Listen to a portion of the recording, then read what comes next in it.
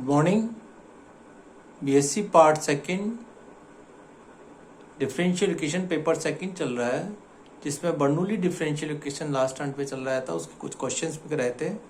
Next article है आपका exact differential equation, यथार्थ अवकलन समीकरण। यथार्थ अवकलन समीकरण से मतलब है जैसे कोई समीकरण अवकलन समीकरण को यथार्थ अवकलन समीकरण कहते हैं यदि इसके पूर्व से बिना किसी और परिवर्तन के विलोपन आदि कुछ भी हो अवकलन द्वारा व्युत्पन्न किया जा सके। जैसे xy इक्वल टू सी को आप अवकलन कीजिए, मान लीजिए xy इक्वल टू सी दे रखा, इसको अवकलन डिफरेंशिएट कीजिए तो u भी फलन से करते हैं। जब y का y के रेस्पेक्ट करेंगे, y का x के रेस्पेक्ट करेंगे तो x dy by d x plus y, x का x के रिस्पेक्ट डिफरेंशियल 1 हो गया, इक्वल टू हो गया 0।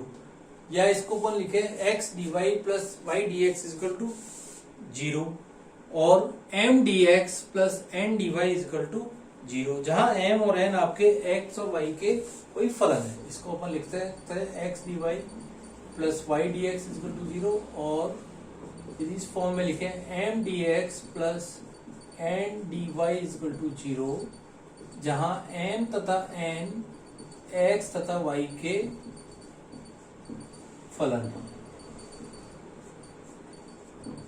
तो यथार्थ अवकलन समीकरण कहेंगे।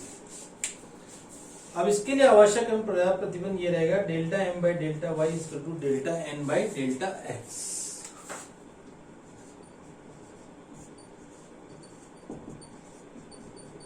अगर ये दोनों इक्वल रहेंगे तो आप कह सकते हैं कि यथार्थ अवकलन समीकरण है। अब इसको एक अपन थ्योरम के आधार पर छोटी सी एक थ्योरम भी दे रखी है, उसको देखिए।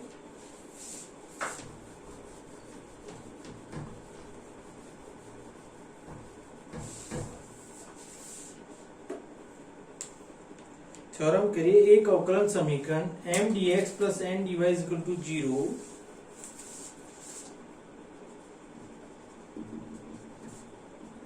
m dx plus n dy equal to 0, जहां m और n x y के फलन है, x तथा y के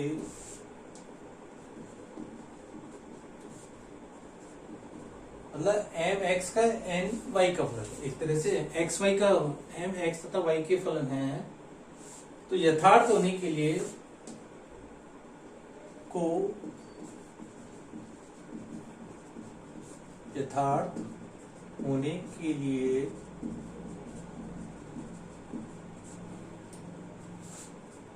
आवश्यक एवं पर्याप्त प्रतिबंध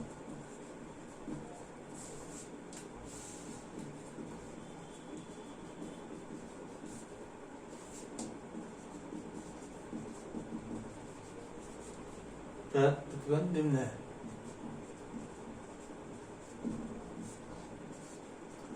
delta m by delta y equal to delta n by delta x, यानी दोनों चीज पकड़नी है।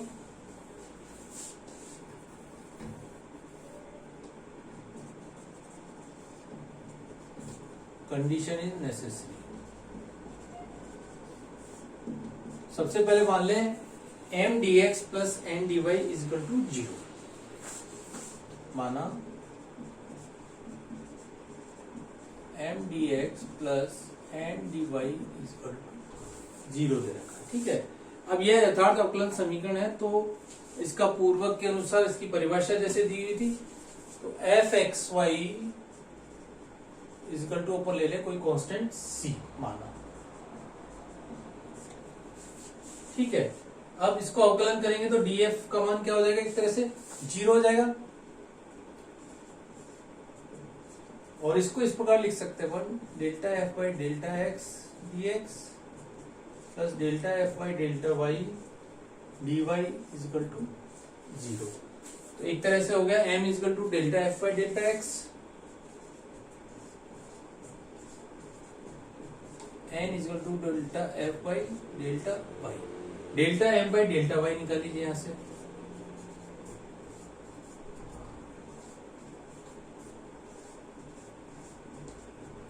इसी पर delta N by del x निकाला,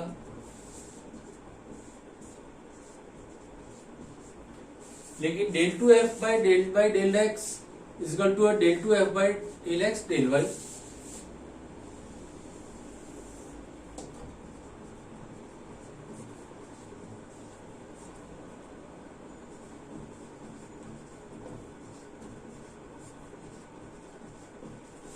पार्शियल डिफरेंशियल इक्वेशन की प्रॉपर्टी से अपने को मालूम ही है, विच इम्प्लाइज ये हो गया delta M by delta y equal to हो गया delta N by delta x.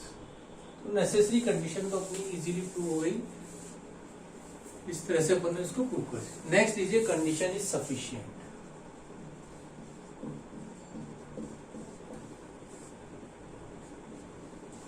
अब सफिशिएंट कंडीशन प्रूव करने के लिए आपको क्या मान लें, delta M by delta y equal to delta N by delta x मान लें।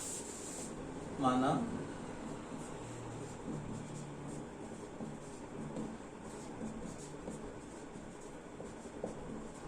तो सिद्ध करना है, क्या सिद्ध करना है, m D x plus N D y का मान क्या आना चाहिए, 0 होना चाहिए। ये एक यथार्थ समीकरण सिद्ध करना है, m D x plus N D Y equal to 0 एक यथार्थ समीकरण। ये अपने को delta M by delta y equal to delta N by delta x है, तो अपन इसको मानना है कि ये सिद्ध करना है कि एक यथार्थ समीकरण माना।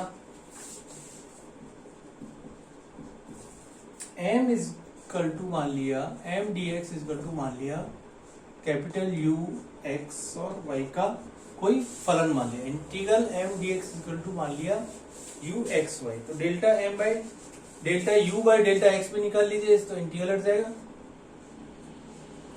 Delta u by delta x equal to करा तो ये इंटीग्रल हट गया, इसका मान आ गया एम। ठीक है, अब del you by del X निकाल लीजिए, इस प्रकार एम आ गया, इसी पर del you by del Y निकालिए, del two U by del Y del X, इसका मान क्या हो गया, delta M by delta Y हो गया। और delta M by delta Y क्या दिया हुआ है, ऊपर से delta N by delta X रख दीजिए, ये दिया हुआ delta M by delta y equal to delta N by delta X. या del N by del X को आप लिख सकते हैं एक तरह से डेल बाई डेल एक्स और del you by del of Y. अब क्या करें, इसको x के सापेक्ष इंटीग्रेट कर दीजिए y को एज ए कांस्टेंट मानते हुए, x के सापेक्ष समाकलन करने पर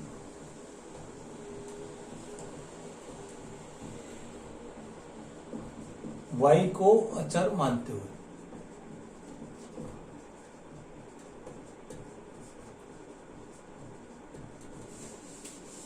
x से सापेक्ष समाकलन कर दीजिए और y को अचर मान लीजिए। x के सापेक्ष इंटीग्रल था तो इसका मान तो एक टर्म तो आ गई delta u by delta y directly आप देख रहे हो, प्लस दूसरी टर्म इस प्रकार ले लिया अपन ने v डैश वाई, जहां v dash y equal to है आपके पास डी वी वाई बटे d y, d v y बटे डी वाई केवल y का एक फलन है।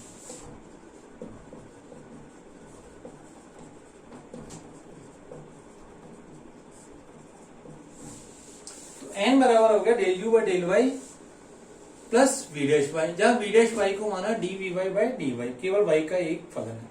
अब क्या क्या m D x plus N D y में सारे मान रख दीजिए, m का मान रख दीजिए, n का मान रख दीजिए, m D x plus N D Y is equal to m का मान रखा, m का मान क्या है अपने पास del you by del X into D x plus n का मान ये रख दीजिए del you by del Y plus we dash Y into D Y. ठीक है। और इसको इस प्रकार लिख सकते हैं अपन,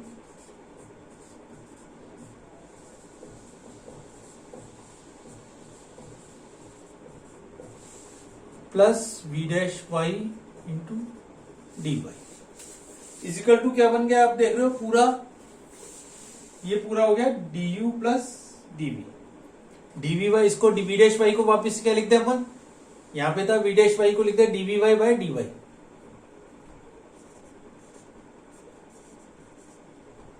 डी वी वाई, वाई का फलन दिया। तो अब ये पूरा फैक्टर देख रहे हो, m D x plus N D y equal to एक तरह से हो गया d u plus d of v. M D x plus N D y का मान हो गया d u plus d v, और u तो है आपका एक्स वाई का, और v क्या है, केवल y का फलन है, ये ध्यान रखना है। इसको मिटा देते हैं ऐसे बीच की टर्म को।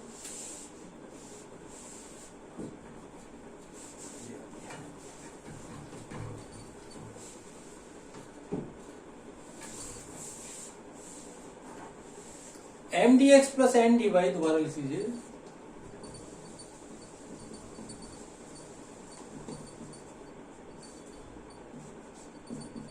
D of u x Y plus b of, integral कर दें इसको, समीकरण नंबर यदि मान लीजिए कोई 3 मान लेते हैं इसको, जैसे अपन ने शुरू से माना नहीं है, तो integral of M D x plus D हटा दें, तो इस तरह से इसका मान आएगा integral of is equal to आ गया सी। अब M D x plus N D Y एक यथार्थ अवकलन समीकरण है, इससे सिद्ध हुआ M D x plus N D Y, यहां लिख लेते हैं, अतः M D x plus N D Y एक यथार्थ अवकलन समीकरण। अब इस अवकलन समीकरण का हल निकालो तो M D x plus N D Y equal to C हो गया, और इसको अपन लिख सकते हैं, इसका मतलब इसका मान आपने क्या माना है, सी माना है, d u x Y plus we Y equal to हो गया आपके पास सी, और इंटीग्रल के साथ है, इंटीग्रल को हटा दिया तो ये आ गया डी भी हट जाएगा, U x Y plus we Y equal to हो गया आपके पास सी।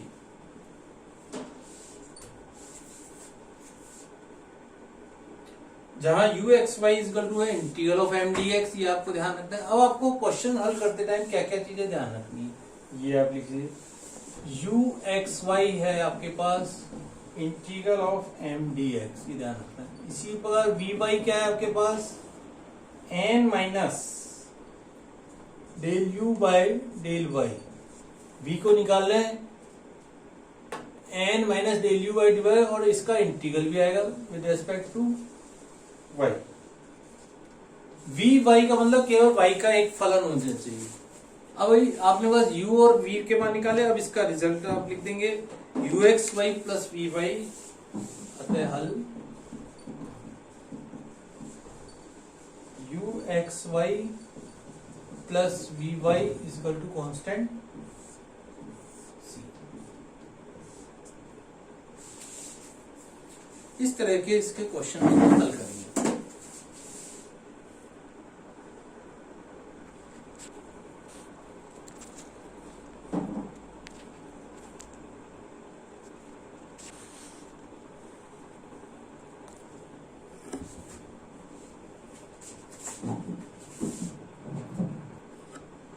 इसके आधार पे एक क्वेश्चन देखिए, जैसे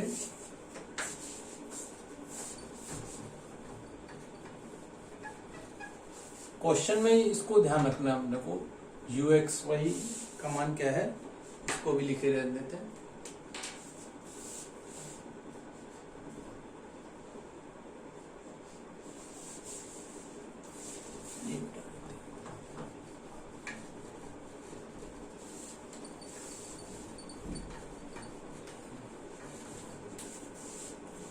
क्वेश्चन देखिए इसके आधार पे,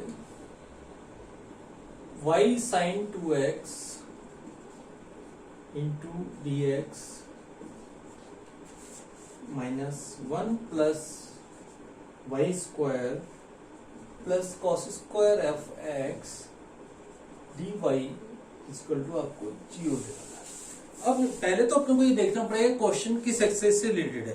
जैसे अपन हो सकता है ये क्वेश्चन शुरू के 3-4 आर्टिकल से मिलता हो, लेकिन अब यहां देख लो, ना तो इसको सेपरेट बाय पार्ट्स कर सकते हैं, ना ही होमोजेनियस इक्वेशन है। हो सकता है बर्नौली है उसकी टर्म में, लेकिन दिक्कत लग रही है क्वेश्चन में। तो ऐसे क्वेश्चन फिर नेक्स्ट एक्सरसाइज आपके एग्जैक्ट से जुड़े होंगे। तो सबसे पहले m और dx प्लस n dy की फॉर्म में आ रही है, तो इसमें m और n का मान लिख लीजिए पहले। m इजकल टू आपके पास y sin 2x और n इजकल टू है माइनस का 1 plus y square plus cos square of x। तो m और n देखे आपने पहले x y के फलन आ रहे हैं। तो सबसे पहले delta m by delta y देखिए और delta n by delta x देखिए। Delta m by delta y निकाला, केवल y साइन को भूल जाएंगे। Delta m by delta y क्या आया, sine 2x। Delta n by delta x को देखिए, delta n by delta x ये 0 हो गया, ये 0 हो गया, डिफरेंशियल कर रहे हैं तो cos स्क्वायर x का माइनस का 2 cos x और cos x का डिफरेंशियल आया माइनस का साइन ऑफ x बराबर माइनस का 2 sine x cos x equal to sine of 2x आ गया। तो अपन ने कहा delta m by delta y equal to delta n by delta x आ रहा है, तो लिख दीजिए अतः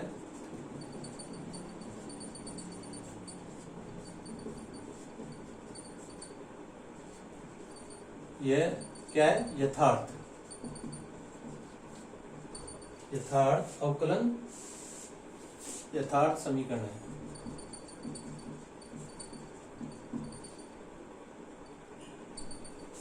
ठीक है, अब इसका क्या करना है, सॉल्यूशन निकालने के लिए सबसे पहले u x y को निकालना है। u x y है आपके पास इंटीग्रल ऑफ m dx, जहां y को अपन अचर मानेंगे, यहां लिखेंगे y अचर है। इंटीग्रल y m का मान है y sine 2x into dx, y अचर। y अचर इसका मतलब भूल जाए y का है, y एक तरह से कांस्टेंट है, केवल साइन 2x का इंटीग्रल करना है। साइन 2x का इंटीग्रल आएगा आपके पास cos 2x by 2 with negative sine. y को एज इट इज y को बाहर रख लिया और साइन 2x का इंटीग्रल लिखा cos 2x upon 2 with negative sine आ गया। तो ये क्या आ गया, u x y। आप क्या करना है, del u by del y निकाल लीजिए। सेकंड स्टेप फर्स्ट है तो आप इसको ऐसे, अब y को चर मानना है, y को चर मानते हुए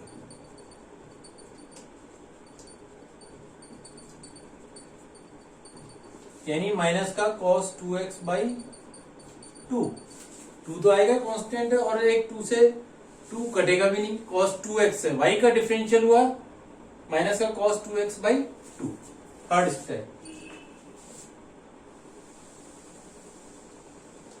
थर्ड स्टेप ली n minus del u by del y। n minus del u by del y ये क्या आता है, देखते हैं इसका मान।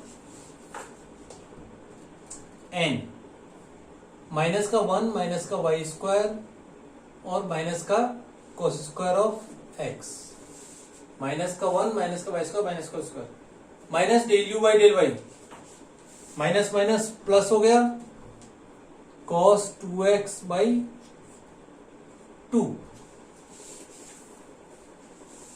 एक मिनट, n का मान रखा माइनस का 1 माइनस का y स्क्वायर माइनस का cos square x plus cos 2x by 2। cos 2x by 2 को खोल लेंगे,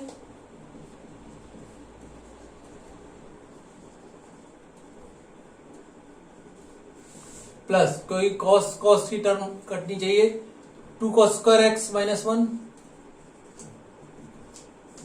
बाई 2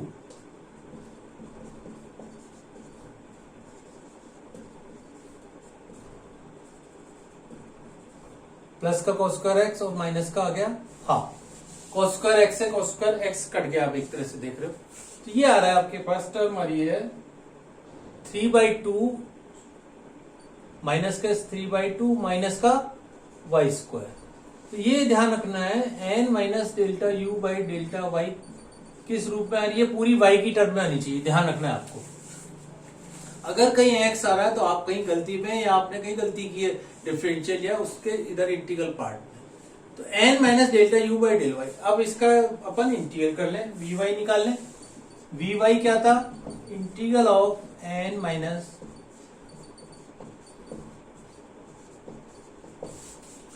3/2 का इंटीग्रल क्या, 3/2y minus y cube by 3। अब अपना लास्ट रिजल्ट आ गया u x Y plus we y, हल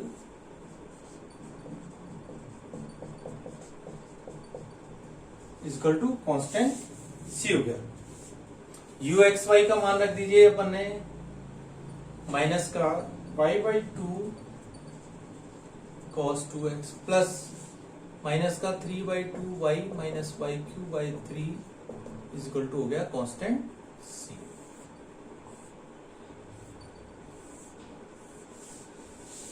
तो इस तरह के क्वेश्चंस करने हैं आपको, और यही 1 बाय 1 स्टेप मेथड रहेगा। पहले यू एक्स वाई का मान निकालिए, फिर del you by del y, फिर n minus del you by del y, फिर इंटीग्रल कर दीजिए n minus del you by del Y.